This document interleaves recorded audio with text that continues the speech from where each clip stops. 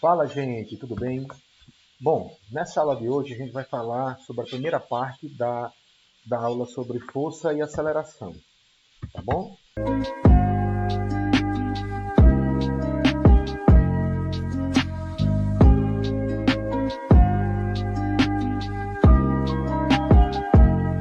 Vamos mostrar os principais conceitos, né?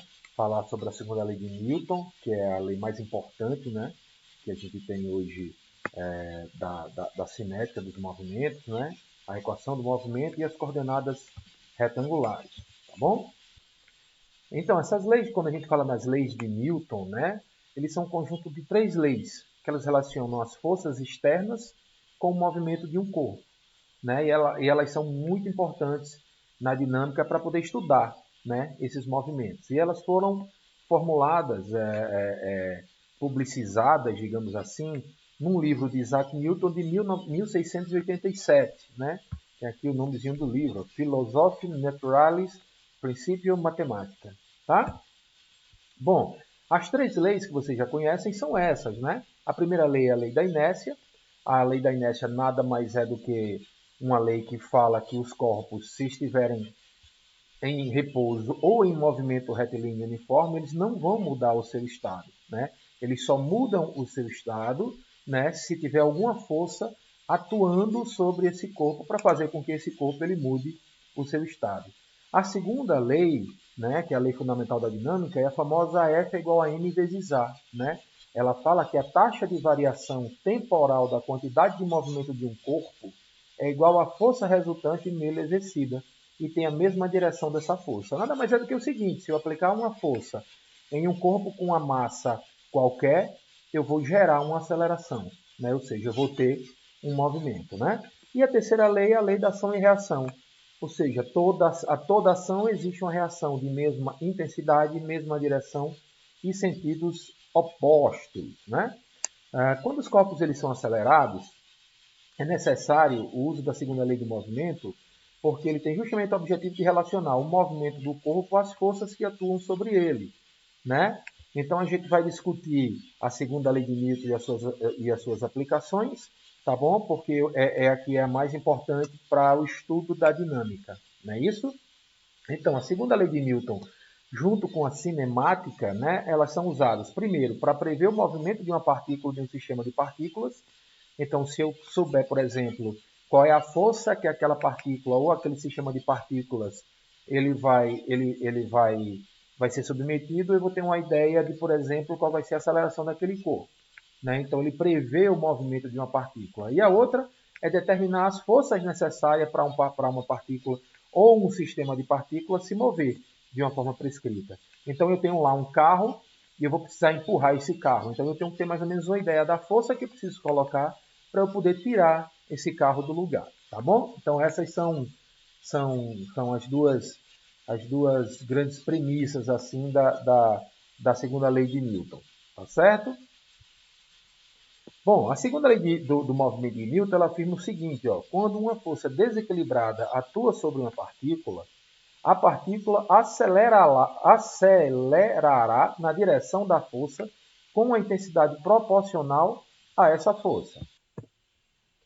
E quando a gente fala em força desequilibrada, é justamente aquela força que provoca a mudança, né, no movimento de um objeto. O exemplo é isso aqui: ó, eu tenho um bloco e eu tenho uma pessoa empurrando esse bloco da esquerda para a direita. Aqui, da direita para a esquerda, não tem nenhuma outra força contrabalanceando, né? Então a gente fala que essa força aqui ela está desequilibrada, ou seja, se essa pessoa ela conseguir colocar a força necessária, esse bloco ele vai ser movimentado, ou seja, ele vai ganhar uma aceleração e ele vai ser movimentado aqui, ó, da esquerda para a direita, tá bom? Então isso é o que a gente fala de força desequilibrada, tá certo?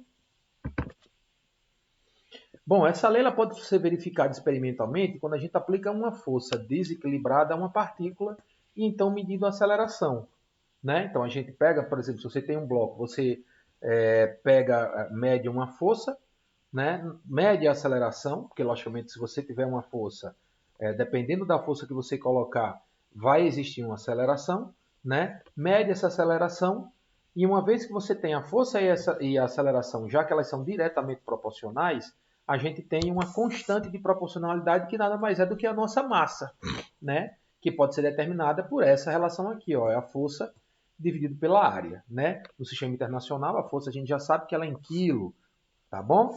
Ela pode ter no sistema inglês em slug, ela pode ter em libra-massa, né? Então existem várias unidades que podem determinar essa minha massa. E essa massa ela é um escalar positivo, né? E ela fornece a medida quantitativa da resistência da partícula a uma variação da sua velocidade. Então a massa nada mais é do que isso, uma resistência, né, que o corpo ele tem à mudança na sua velocidade. Tá certo? Ao ser aplicada uma mesma força em dois corpos de massas diferentes, o corpo de maior massa, obviamente, terá uma aceleração menor do que o corpo de menor massa. Então, para isso, existe uma relação. Ó. M1A1 é igual a M2A2. Tá bom? Porque eu posso ter uma massa maior, por exemplo, a massa 1 é maior. Se a massa 1 é maior, a aceleração ela é menor. Se a massa 2 é menor, a aceleração ela é maior. Então, essa relação aqui ela é uma relação correta. O produto da massa pela aceleração do bloco 1 é igual ao produto da massa pela aceleração do bloco 2. Tá certo, gente? Se a massa de uma partícula é m, né, a segunda lei do movimento de Newton ela pode ser escrita matematicamente dessa forma, que é a forma que a gente já conhece. Né? Força, né, que é um componente vetorial, é igual a massa vezes a aceleração. Né? Aqui a gente tem uma observação. Pode-se afirmar que essa equação, que é referida como a equação do movimento, é uma das formulações mais importantes da mecânica, e de fato é. Né? Essa é uma das leis mais importantes de toda a mecânica. E aqui a gente tem uma outra curiosidade. Pouco depois de formular suas três leis do movimento, né, Isaac Newton ele postulou uma lei determinando a atração mútua entre qualquer duas partículas, ou seja, ele conseguiu determinar que se eu tenho duas partículas, principalmente partículas de massas diferentes, eu tenho uma atração entre essas partículas, né? Que é o que a gente chama de lei da atração gravitacional, que é dado por essa equaçãozinha aqui, ó, F, que é a força, né? Que é igual a G, né? Que é a constante universal da gravitação, que tem esse valor aqui embaixo, ó. Tá certo? M1 e M2 são as massas, e o R é simplesmente a distância entre os centros das duas massas, né? Então essa é a lei da atração gravitacional de Newton. Então, quando a gente tem um caso, por exemplo, de uma partícula que é localizada ou na Terra ou próximo, né, da superfície da Terra, a única força gravitacional que é considerável entre essas duas partículas, considerando que a Terra seria uma partícula e a outra partícula que eu estou analisando seria a força peso, né? A única força gravitacional é a força peso, e a gente já viu que a força é o produto da massa pela gravidade, né? A gravidade é uma aceleração e ela é dada por essa equaçãozinha aqui, ó, que geralmente a gente nem utiliza, né? A gente geralmente nem utiliza, mas aí eu tenho a constante de gravitação multiplicado pela massa da Terra, né? E a distância entre a superfície e o centro do planeta, tá bom? Por isso que é usando essa equaçãozinha que a gente chegou naquela gravidade, no valor da gravidade que a gente conhece de 9,81 metros por segundo ao quadrado, tá certo? Que lá no ensino médio a gente tem a mania de aproximar esse valor para 10, mas dá um erro muito grande. Então aqui na universidade a gente deixa 9,81, tá certo? Bom, como alternativa, a gente pode enunciar a segunda lei de Newton da seguinte forma. Ó. Se a força resultante que atua, veja, já estou falando em força resultante. Se a força resultante que atua sobre uma partícula não for nula, a partícula terá uma aceleração proporcional à intensidade da resultante e na mesma direção dessa força resultante. Ou seja, eu posso reescrever ou escrever a segunda lei de Newton dessa forma aqui, ó, usando, nesse caso, força resultante, que é igual a massa vezes aceleração. Por que força resultante? Porque às vezes eu tenho mais de uma força atuando no meu sistema. Então eu tenho que fazer um somatório dessas forças, né? Então o somatório dessas forças vai ser igual a massa vezes a aceleração.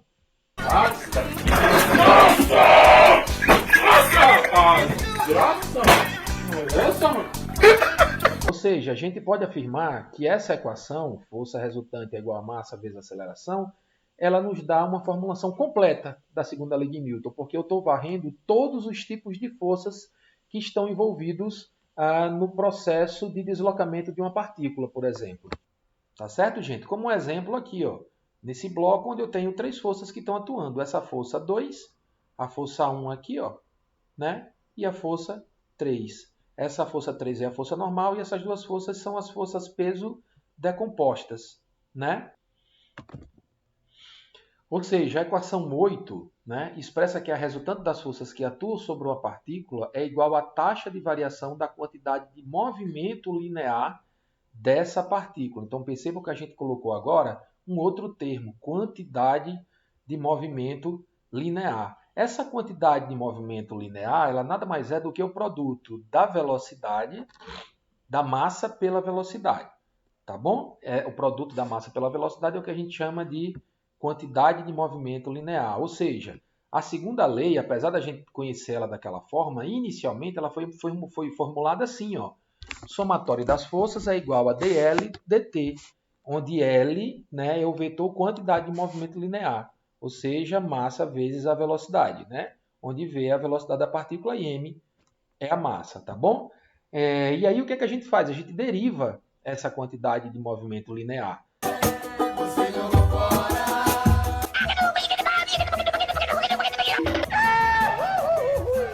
Então, pegando aquela equação do movimento e derivando, né, dl dt em função do tempo, eu tenho dm dt vezes v mais m dv dt. Né? Mas como a gente trabalha com massa constante, ou seja, a minha massa ela não vai aumentar nem diminuir, né? Eu não vou tirar massa nem colocar, então eu tenho simplesmente que esse termo aqui ele é zero. Ó, não existe variação da massa com o tempo. Então, o dl dt é simplesmente massa vezes dv dt. E quem é o dv dt? Aceleração. Então, dl dt é igual a massa vezes a aceleração. Tá bom, gente? E aqui, ao se aplicar a equação do movimento, tem uma coisa que é muito importante, né? Que a aceleração da partícula ela seja medida em relação ao sistema de referência que seja fixo. Né? Então, geralmente, a gente fixa um sistema de referência para poder medir essa velocidade. Tá bom? Esse sistema de referência, né, ele é comumente chamado de sistema de referência inercial ou newtoniano. Né? E aí, dessa forma, resumindo, o observador não acelerará, né? E as medidas de aceleração serão as mesmas como as de qualquer referência desse tipo. Ou seja, o observador ele não vai junto com a partícula, ele está fixo. Né? Por isso que ele consegue medir a aceleração. Aqui tem uma curiosidade. Ó. No estudo dos movimentos dos satélites e dos foguetes, considera-se como sistema referencial inercial as estrelas. A Terra a gente sabe que tem um movimento tanto de translação como de rotação. As estrelas não, né? Elas estão fixas lá. Então a relação, ou que eles consideram, né? O sistema referencial, são as estrelas. Já na superfície terrestre, o próximo à Terra, a gente utiliza como sistema inercial um ponto fixo na própria Terra. Tá bom? Bom, quando a partícula ela se move em relação ao sistema de referência inercial, x, y e z, as forças que atuam sobre essa partícula, assim como a sua aceleração, elas podem ser expressas em termos de suas componentes, I, J e K, que a gente está falando isso desde as aulas anteriores. Né? Dessa forma, uma força que é aplicada em uma partícula, ela pode ser escrita dessa seguinte forma. Ó, a força da partícula vai ser igual a Fx na direção I, mais Fy na direção J, mais Fz na direção K. E a aceleração, a mesma coisa. AXI mais AYJ mais ACK. Tá bom? E aí, como a gente viu anteriormente, se uma partícula de massa m está sob a ação de várias forças, a gente pode escrever, ó, somatório das forças é igual a massa vezes a aceleração. E para resolver problemas que envolvam o movimento de uma partícula, é mais conveniente substituir a equação vetorial da segunda lei por equações equivalentes que incluam as suas quantidades escalares. O que é que significa isso? Ó, em termos vetoriais, a gente tem a segunda lei de Newton dessa forma aqui. Ó, o somatório, né, do f de x mais o somatório do fy, f de x não, fx, né, somatório do fx e mais o somatório do fyj mais o somatório do fzk, que nada mais é do que o somatório das forças em relação à componente x, mais o somatório das forças em relação ao referencial y, mais o somatório das forças em relação a z. Isso vai ser igual a massa vezes a aceleração em x, em y e em z. Né? Mas aí o que é que a gente pode fazer? A gente pode escrever as equações escalares em cada direção, na direção x, y e z. Então eu tenho somatório de f de x é igual a m vezes a x, ou eu posso ter somatório de f de y é igual a m vezes a y, ou eu posso ter somatório de f de z é igual a m vezes a z. Por que a gente escreve desse jeito? Porque nem todos os movimentos que a gente tem na nossa vida, eles são movimentos tridimensionais. Então, se eu tenho, por exemplo, um movimento retilíneo, eu não preciso calcular, por exemplo, o f de y e o f de z. Só o f de x ele já é suficiente. Então, por isso que a gente consegue fazer destrinchar essas equações dessa forma. Tá bom? Então, como a gente já sabe, o vetor aceleração é dado por essa equação. Ó, aceleração d2r dt2, né? Ou seja, quem é o somatório das forças? Somatório das forças é igual a massa vezes a aceleração, que é d2r dt2. Então, para cada direção, a gente escreve um tipo de força. F de x é igual a massa vezes d2x dt2. Somatório de f de x, de fy, desculpa, é igual a massa vezes d2y dt2. E o somatório das forças na direção z é igual a massa que multiplica d2z dt2. Tá certo? Aqui a gente tem algumas observações. Ó. Na maioria das aplicações em engenharia, as acelerações são determinadas em relações a eixos fixos na Terra. Aquilo que a gente já tinha comentado. Então, eu pego uma referência para eu calcular as acelerações. Já nos movimentos relativos, né, as acelerações que a gente chama de aceleração relativa, elas são medidas em relação a eixos em movimento. Então, se eu tenho, por exemplo, esses dois caras na moto, um está na frente do outro. Então, um, teoricamente, está acelerando mais do que o outro. Eu posso medir as duas acelerações se eu estiver parado aqui nessa pista. Aí eu vou ter uma ideia da aceleração de cada um, né, em relação a mim, eu que sou o referencial. Ou eu posso medir, por exemplo, a aceleração ou a velocidade desse cara em relação a esse outro. Esse aqui pode ser a minha referência. Então, a referência ela é muito importante e a gente precisa ter essa ideia também. E no caso de um movimento no plano, conforme as forças indicadas aqui nessa figura, é possível escrever essas seguintes expressões. Essa figura ela mostra o seguinte, ela mostra um bloco e eu tenho uma força atuando aqui, ó. E vocês percebem que essa força está inclinada. Então, eu posso decompor essa força numa componente x, que é o F cosseno de θ, e numa componente y, que é o F seno de θ. Então, para eu descrever essa força, eu preciso fazer essa decomposição. Então, quem é o meu f de x? É o F cosseno de θ, no caso, o somatório, né, do f de x é o F cosseno de θ menos a força de atrito. Tá bom? Que é igual a massa vezes a aceleração em x. A força de atrito é uma força sempre contrária ao movimento, né, nesse caso aqui, em relação ao eixo x.